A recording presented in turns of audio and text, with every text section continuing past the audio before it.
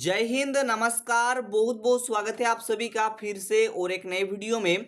इस वीडियो के माध्यम से मैं आप सभी को केमिस्ट्री का मोस्ट इंपॉर्टेंट क्वेश्चन बताऊंगा जो आपके एग्जाम के पॉइंट ऑफ व्यू से काफ़ी ज़्यादा इंपॉर्टेंट है। इसीलिए आप वीडियो को जो है शुरू से लेकर के अंत तक देखिएगा। एंड में आपको और एक इन्फॉर्मेशन देना चाहता हूँ, ध्यान से सुनिएगा। इसी वीडियो के डिस्क्रिप्शन बॉक्स में टेलीग्राम चैनल का लिंक और व्हाट्सएप चैनल का लिंक दिया गया है। आप सभी जो है जोरों से ज्वाइन कर लीजिएगा, क्योंकि वहाँ पर काफ़ी सारा जो है इंपॉर्टेंट क्वेश्चन का PDF वगैरह अपलोड किया जाता है। आप वहां से डाउनलोड करके देख भी सकते हैं।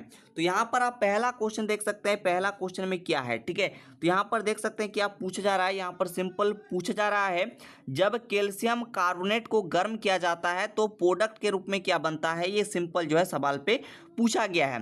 तो यहाँ पर क्या पूछा गया है, कैल्शियम कार्बोनेट को जब हीट करते हैं तो प्रोडक्ट क्या बनता है, ठीक है। तो चलिए अब हम लोग इसको बहुत ही बढ़िया तरीके से रिएक्शन के साथ समझते हैं। देखिए, कैल्शियम कार्बोनेट का जो रासायनिक सूत्र होता है क्या होता है, CaCO3 होता है। सभी को पता है, इसमें कोई दिक्कत नहीं होनी चाहिए। तो यहाँ पर जब कैल्शियम कार्बोनेट को हीट किया जाता है, यानी कि जब गर्म किया जाता है, तो प्रोडक्ट के रूप में जो है सबसे पहला चीज यहाँ पर कैल्शियम ऑक्साइड और साथ ही साथ यहाँ पर कार्बन डाइऑक्साइड गैस भी बनता है। यानी कि आप कह सकते हैं जब कैल्शियम कार्बोनेट को गर्म किया जाता है तो प्रोडक्ट के रूप में पहला चीज कैल्शियम ऑक्साइड और कार्बन डाइऑक्साइड गैस बनता है। यानी कि ऑप्शन नंबर ए जो है इस क्वेश्चन का बिल्कुल जो है परफेक्ट जवाब हो जाएगा। डियर स्टूडेंट्स, इस चीज को याद रखिएगा। देखिए स्टूडेंट्स, अगला क्वेश्चन में यहाँ पर क्या पूछा गया है। यहाँ पर सिंपल सवाल है, निम्नलिखित में से कौन सी अभिक्रिया जो है विस्थापन अभिक्रिया है, ये क्वेश्चन में पूछा गया है। तो सबसे पहले आपको समझना होगा कि आखिर विस्थापन अभिक्रिया होता क्या है। देखिए, इसमें पहला चीज एक तत्व होता है और एक यौगिक होता है, ठीक है। और जो तत्व होता है, जो एलिमेंट होता है, वो जो है उस यौगिक से एक तत्व को क्या कर देता है, विस्थापित कर देता है। वही जो है विस्थापन अभिक्रिया कहलाता है। तो समझिएगा ध्यान से। यहाँ पर हम लोग देखते हैं,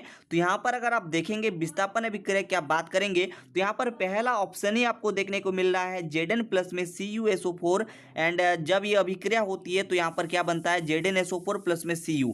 आप यहाँ पर ध्यान से बात को समझ लीजिए। देखिए, यहाँ पर Zn एक तत्व है एंड CuSO4 क्या है, एक यौगिक है।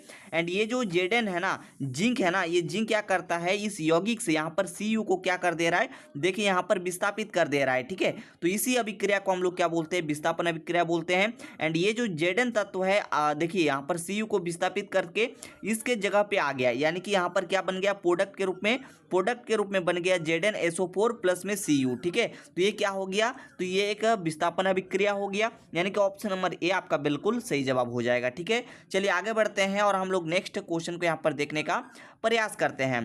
तो अगला प्रश्न आप यहाँ पर देख सकते हैं क्या है, सिंपल पूछा जा रहा है, जिंक को सल्फ्यूरिक एसिड में डालने पर कौन सी गैस बाहर निकलती है, ये क्वेश्चन में पूछा जा रहा है, ठीक है। तो यहाँ पर समझिएगा, यहाँ पर जिंक यानी कि Zn, ठीक है, जिंक यानी कि Zn। जब Zn को जो है सल्फ्यूरिक एसिड, यानी कि यहाँ पर क्या हो जाएगा, H2SO4, ठीक है। सल्फ्यूरिक एसिड को हम लोग बोलते हैं H2SO4, ठीक है, H2SO4 बोलते हैं, है ना। जब यहाँ पर Zn के साथ H2SO4 की अभिक्रिया होती है, यहाँ पर सिंपल सबसे पहली बात, यहाँ पर ZnSO4 बन जाएगा और साथ ही साथ यहाँ पर H2 गैस जो है बाहर निकल जाएगा, ठीक है। H2 गैस क्या हो जाएगा, बाहर निकल जाएगा। अब सवाल पे आइए, सवाल पे यही पूछा था कि जिंक को जब सल्फ्यूरिक एसिड में डाला जाता है तो कौन सी गैस बाहर निकलती है। तो यहाँ पर हाइड्रोजन गैस बाहर निकलती है। यानी कि ऑप्शन नंबर सी जो है इस क्वेश्चन का बिल्कुल परफेक्ट जवाब हो जाएगा।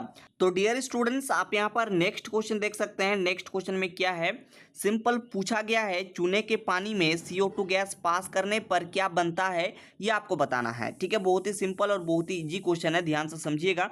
यहाँ पर रिएक्शन के साथ मैं आपको बता रहा हूँ, ठीक है। तो सबसे पहले आप बताइए कि चूने के पानी का यहाँ पर रासायनिक सूत्र क्या होता है, ठीक है। कि चूने का पानी का जो रासायनिक सूत्र होता है क्या होता है, CaOH2, ठीक है, यही ना होता है। तो CaOH2 में जब यहाँ पर CO2 गैस पास किया जाता है, यानी कि जब यहाँ पर CaOH2 के साथ कार्बन डाइऑक्साइड की रिएक्शन होती है, तो यहाँ पर क्या बनता है, तो यहाँ पर बन जाता है सबसे पहली चीज CaCO3, यानी कि कैल्शियम कार्बोनेट। और साथ ही साथ जो है यहाँ पर जल का भी निर्माण होता है, ठीक है। तो यहाँ पर रिएक्शन पे आप लोग देख सकते हैं, यहाँ पर क्या है, याद रखिएगा, जब चूने के पानी में CO2 गैस पास किया जाता है, यानी कि सिंपल कहने का तात्पर्य हुआ, जब CaOH2 के साथ कार्बन डाइऑक्साइड की रिएक्शन होती है तो यहाँ पर प्रोडक्ट के रूप में जो है कैल्शियम कार्बोनेट और साथ ही साथ जल बनता है। तो यहाँ पर देख लीजिए कौन सा ऑप्शन पे कैल्शियम कार्बोनेट दिया गया, तो ऑप्शन नंबर बी आपका बिल्कुल सटीक जवाब हो जाएगा, ठीक है। चलिए आगे बढ़ते हैं और हम लोग नेक्स्ट क्वेश्चन को देखते हैं।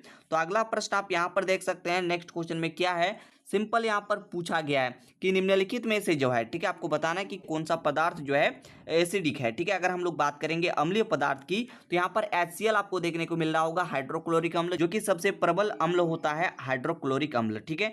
अगला क्वेश्चन आप यहाँ पर देख सकते हैं क्या है, सिंपल पूछा गया है लाल लिटमस पत्र को नीला करने वाला पदार्थ कौन सा है, ठीक है। तो यहाँ पर समझिएगा यहाँ पर क्या बात हो रहा है, देखिए लाल लिटमस पत्र को जो है यहाँ पर नीला कर देता है, ठीक है, इसकी बात हो रहा है, ठीक है। लाल को क्या कर रहा है, नीला कर रहा है। तो ये कौन करता है, तो पहला चीज एक होता है अम्ल, ठीक है, ध्यान से समझिएगा, एक होता है अम्ल और एक होता है क्षारक, ठीक है। दोनों के कंसेप्ट को सबसे पहले समझिएगा, ठीक है, ध्यान से समझिएगा, कोई दिक्कत नहीं होगा, ठीक है। देखिए अम्ल में लास्ट में ल है, यानी कि ये क्या करता है, लाल कर देता है। किसको लाल कर देता है, तो ये नीला को जो है लाल कर देता है। ध्यान से समझिएगा कंसेप्ट को, ठीक है। अम्ल जो है नीला को लाल कर देता है, ध्यान से समझिएगा, ठीक है। अम्ल जो है नीला को क्या कर देता है, लाल कर देता है। वहीं क्षारक की बात करेंगे तो जस्ट इसका विपरीत हो जाएगा, ये क्या करेगा, लाल को जो है नीला कर देगा, ठीक है, लाल को क्या कर देगा, नीला कर देगा, ठीक है। बात क्लियर है। एंड यहाँ पर बात हो रहा है लाल को नीला करने का, ठीक है। तो लाल को नीला कौन करता है, क्षारक करता है। यहाँ पर NaOH जो है आपको क्षारक के तौर पर देखने को मिल रहा होगा। तो यहाँ पर ऑप्शन नंबर सी जो है इस क्वेश्चन का बिल्कुल सही जवाब हो जाएगा, ठीक है। मैं आशा करता हूँ कि कंसेप्ट जो है समझ में आ गया होगा। अगला क्वेश्चन आप यहाँ पर देख सकते हैं क्या है, पूछा गया है बेकिंग सोडा का रासायनिक सूत्र क्या है, ये आप लोगों को बताना है। तो देखिए बेकिंग सोडा का अगर हम लोग केमिकल फार्मूला की बात करेंगे तो यहाँ पर केमिकल फार्मूला क्या होता है, मैं आपको बता देता हूँ। यहाँ पर होता है NaHCO3, ठीक है, NaHCO3। बेकिंग सोडा का केमिकल फार्मूला जो है NaHCO3 हो जाता है। एंड बेकिंग सोडा का अगर रासायनिक नाम की बात करेंगे तो सोडियम हाइड्रोजन कार्बोनेट हो जाएगा इसका रासायनिक नाम, ठीक है। चलिए आगे बढ़ते हैं। अगला प्रश्न आप यहाँ पर देखिए, अगला क्वेश्चन में क्या है, पूछा जा रहा है नींबू में पाया जाने वाला प्रमुख अम्ल कौन सा है। देखिए नींबू में अगर हम लोग बात करेंगे तो नींबू में जो है साइट्रिक अम्ल पाया जाता है, यानी कि ऑप्शन नंबर सी जो है इस क्वेश्चन का बिल्कुल सही जवाब हो जाएगा। अगला क्वेश्चन आप यहाँ पर देख सकते हैं। अगला क्वेश्चन में यहाँ पर क्या पूछा गया है, पूछा गया है कि समजातीय श्रेणी क्या दर्शाता है।